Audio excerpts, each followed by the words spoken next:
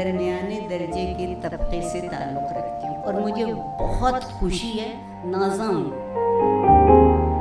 سن 1937 میں لاہور کے برٹش دور میں پیدا ہونے والی سیدہ عارفہ زہرا، جنہوں نے تعلیم کی کئی منزلیں یہیں پاکستان میں طے کی۔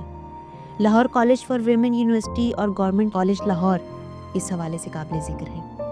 ایم اے کرنے کے بعد انہوں نے اپنی پی ایچ ڈی کے لیے امریکہ کا رخ کیا اور وہاں سے تاریخ میں پی ایچ ڈی کی۔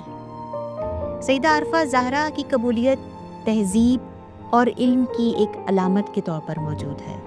یہاں پاکستان میں اس حوالے سے ان کا ایک بڑا فین کلب موجود ہے۔ تدریس ان کی بنیادی پہچان ہے۔ وہ اردو کی پروقار اور اعلیٰ درجے کی استاد ہیں۔ بولتی ہیں تو الفاظ میں ایک تاثیر ہوتی ہے، لہجے میں محبت ہے اور فکر میں ایک گہرائی پائی جاتی ہے۔ ان کے شاگرد آج بھی یہ کہتے ہیں کہ محترمہ سے ہم نے صرف نصابی علم نہیں سیکھا بلکہ جینے کا سلیقہ سیکھا ہے۔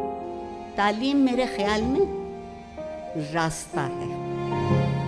ہم تعلیم کو منزل سمجھتے ہیں، علم منزل ہے، تعلیم راستہ ہے، اور اس راستے کو جو چیز روشن کرتی ہے، آپ کو ٹھوکر لگنے سے بچا لیتی ہے، آپ کو بنے بنائے معیار سے ادھر ادھر ہونے سے محفوظ کر لیتی ہے، وہ چیز تربیت ہے۔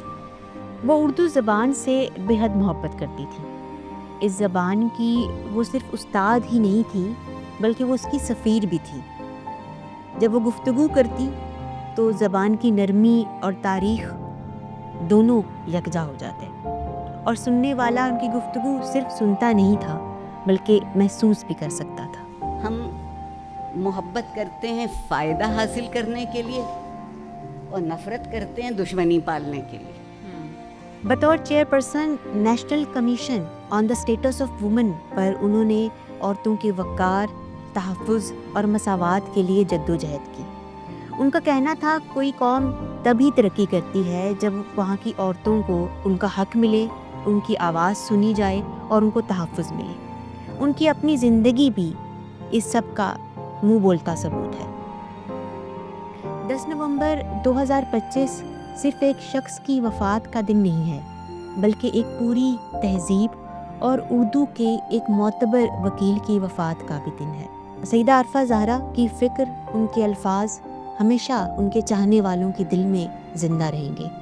وہ صرف ایک استاد نہیں تھی بلکہ علم، وقار اور نسائی شعور کی علامت تھی۔